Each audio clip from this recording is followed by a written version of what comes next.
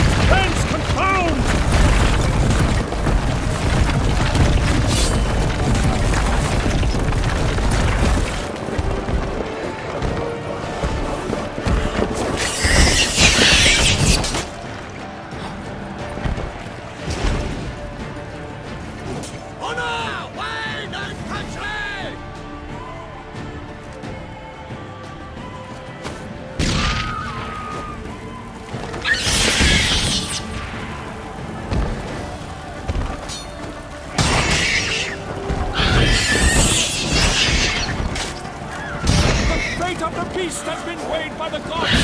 Also with the fire against the odds!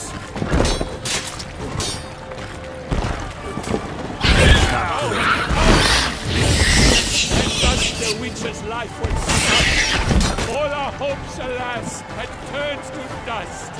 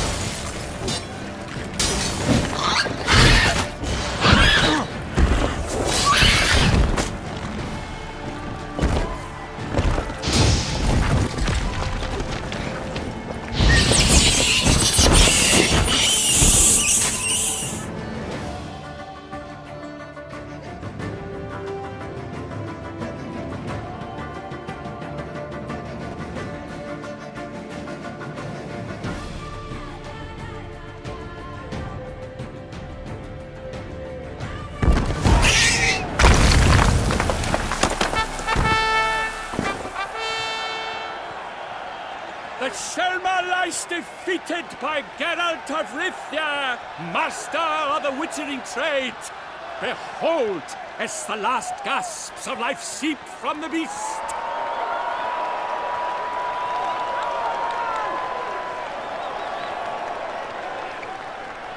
Master Geralt, do what you must.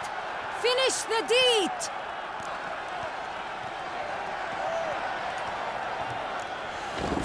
It suffered enough.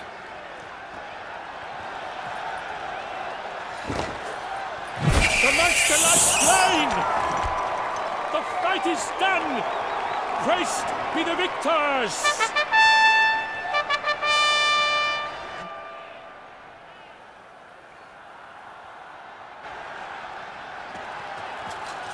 Guillaume, The lad came damned close to dying. I'm fine. Not hurt at all. Vivian? Smile as befits a hero and keep silent. Speech clearly paints you. She approaches.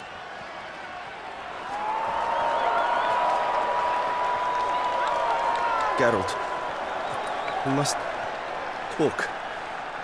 Vivian. You shall talk later, in the medic's tent. Geralt, magnificent, breathtaking. Your Grace. We knew that to summon you was a brilliant idea. We are delighted, ravished to have struck upon it. And I'm truly, honored. See to our young hero. Hop, hop.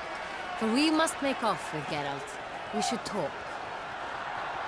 We had been long awaiting your arrival. Had nearly lost hope. Then suddenly, that entrance, so spectacular.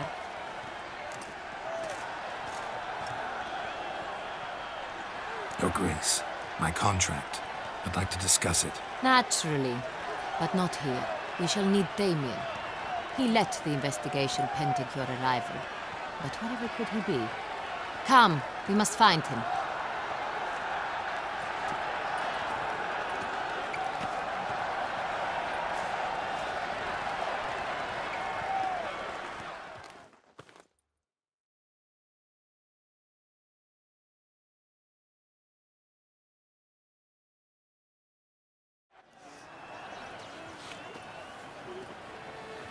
Tell us, have you come alone?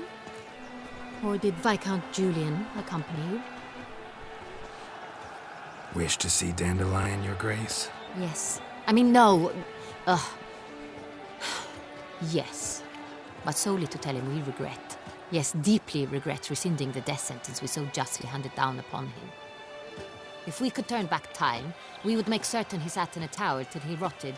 No, we would ensure he was broken on the wheel, then drawn, hanged, and quartered.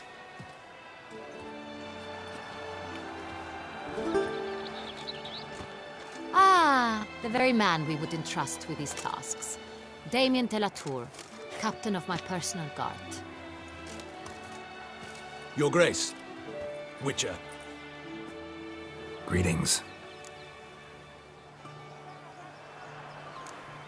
Sorry to have to tell you, but the guardsman handling the last victim's body... I know already. The creature in the cellar of Corvo Bianco. Was it the beast? No. A Bruxa, a kind of vampire. Not the beast, but tied to it in some way. You know this how? Through careful analysis of the evidence, both on the riverbank and at Corvo Bianco. Do you mean to insinuate the investigation thus far has been sloppy? Geralt insinuates nothing of the sort. We must listen to him attentively. I examined the body of the beast's last victim. Might have found something. Need to analyze it. A quiet place, that's what I could use most right now. And maybe the help of an alchemist or a mage. Also like to hear all you know about the previous victims. Take it Sir de la Tour is my man for that. Firstly, call me Damien, please. Secondly, you should know I spoke against summoning you here. I've heard much about you. You bring trouble, or thus far have, always. And we've enough trouble as it is. Yet we are capable of defeating the beast on our own, without an outsider's help.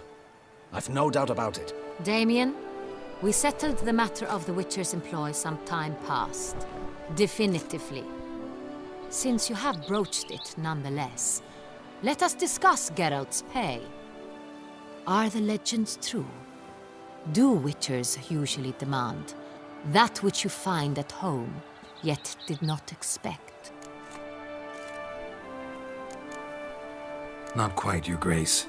Law of surprise, it's something we invoke at times, but rarely. Usually we just take gold. Disappointing. This law sounds rather romantic.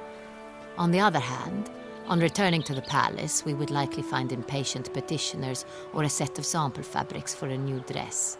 Poor rewards both. I fear you'd not have much use for any of the surprises we are likely to come upon. Thus, we've decided you shall receive the deed to a vineyard, Corvo Bianco, and the sum of coin. You will doubtless consider this adequate. Title to the vineyard shall be given to you at once. Surely you'll need lodgings while you hunt. The coin, however, will be yours only once you have slain the beast. Lovely, generous gesture, Your Grace. But, Corvo Bianco, isn't it the Duchy's temporary morgue? Is it now? The Chancellery's bungled things again, we fear. Not to be left unsupervised for one instant. Yet, in its mood, a morgue should present minimal problems to a witcher. What's more, nothing enhances a wine's reputation better than a grim legend. Thank you, Your Grace. I accept the contract, of course. But as I said before, I'll need some information.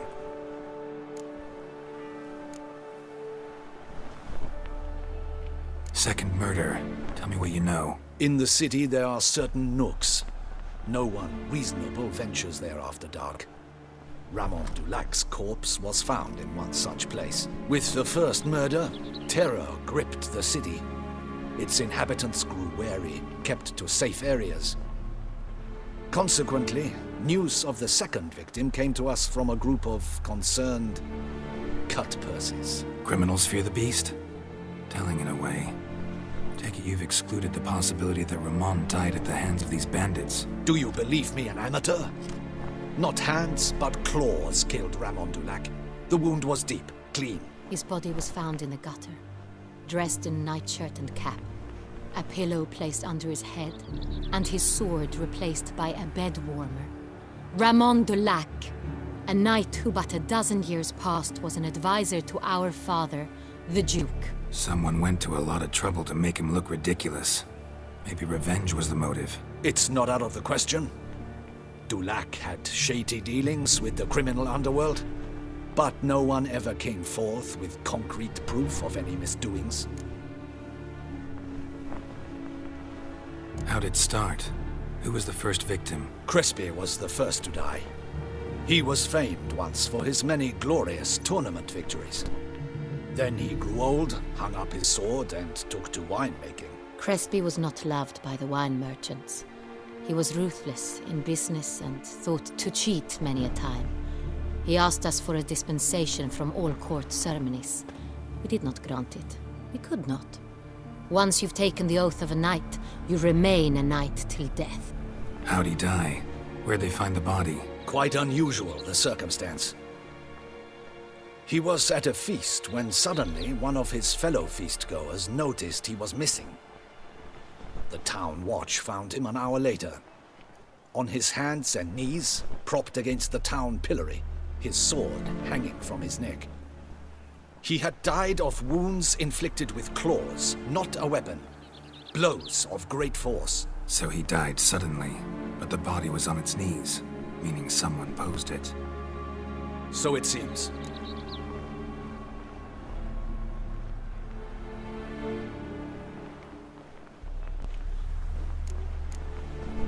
So, first two victims were knights, best years behind them. The same could be said of the third. Sir Delacroix was wont to claim that in modern times knights face new challenges, enterprise being the latest addition to the chivalric virtues. He made a veritable fortune in the grain trade. Palmerin even nicknamed him Sir de la Stinchi. Found a coin pouch on his body. Contained florins dating from various times, hailing from different provinces of the Empire. Delacroix loved coin, true, but had no patience for numismatics.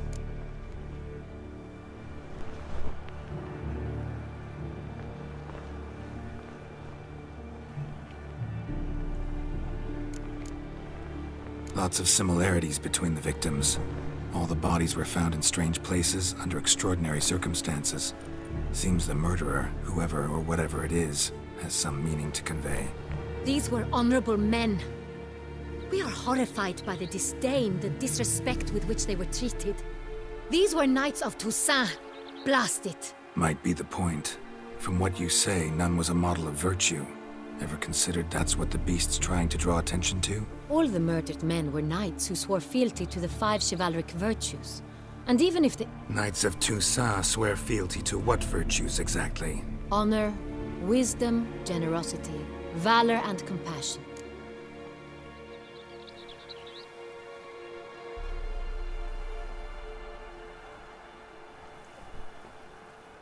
Beast seems to be pointing up moral decay, denouncing it. Victims were all humiliated. Might have been murdered to emphasize their lack of specific chivalric virtues. Honor compromised by the pillory. Wisdom by ridicule. Generosity by a coin pouch shoved down a throat. It seems to fit true, though not perfectly. Can't discount the theory if it's on the lips of everyone in town. Say our reasoning's right. Next murder will be just as showy and denounce the victim's lack of the fourth virtue, valor. We can also assume that victim will be an elder knight. Let's think. At the moment, all the knights are either at the tourney grounds or in the palace gardens. Our annual hare hunt shall begin there shortly. Have you heard of the custom? Milton mentioned something. Seemed excited to prance around in a bunny costume. Not sure why. Hang on. Strange circumstances. A knight advanced in years. The famed cowardice of rabbits. Could it be that simple? Is Milton de Pt.3 the next victim? Milton also knew Delacroix.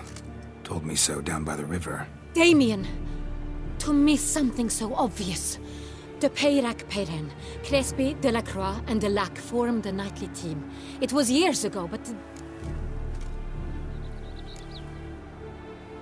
They were a team? They were close friends, tightly knit, and as such earned the trust of our father, the Duke. We often witnessed him turn to them with delicate matters. Later, their paths diverged. Unlikely to be a coincidence. Beast must know it too. It's a lead, I'm sure. Your Grace, we need to find Milton, immediately. Rather problematic. You see, the garden entertainments are due to start, and he's disguised as the hare, hiding somewhere, waiting for some tipsy courtiers to find him. The hare's hiding place is a carefully guarded secret. We must call off the game, at once. First and foremost, we must remain calm. Damien, order the garden searched immediately, but discreetly. By no means can we disrupt the festivities. Panic will only incite the beast to strike sooner. And you, Witcher, follow me. My gardens, my night, I shall take the fall. A murder is out of the question. I will not allow it. Not near my palace. Horses? Ready our horses!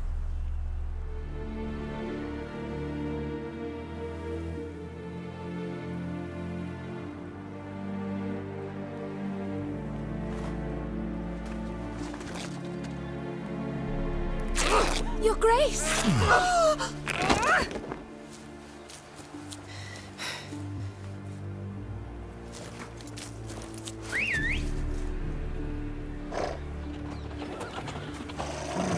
What the hell? Why, I should... Your Highness, Mind it doesn't get wrinkled. Onward!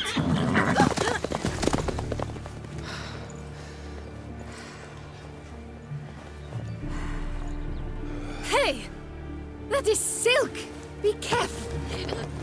Give it to me!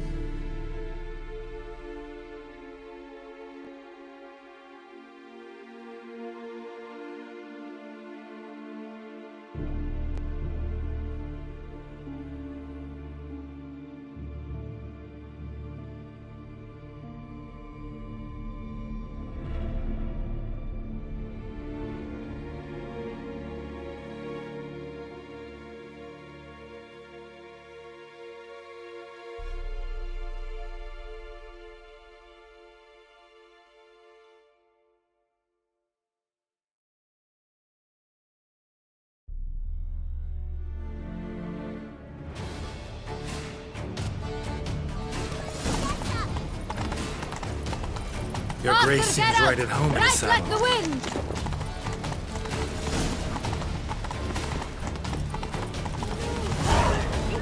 Clear a path! Clear the way, I said!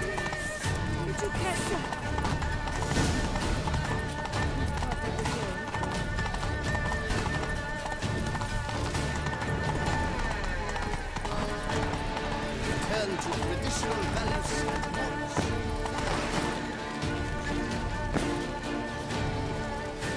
It's here! Just round the corner! Hurry! We must go to where the game is being held. The participants must find a unicorn's horn, a golden fish, and a phoenix egg. With these in hand, they can deduce where the hare, Milton, hides. Mean we need to find those things too? We've no other option. But time is of the essence, so we shall have to break the rules.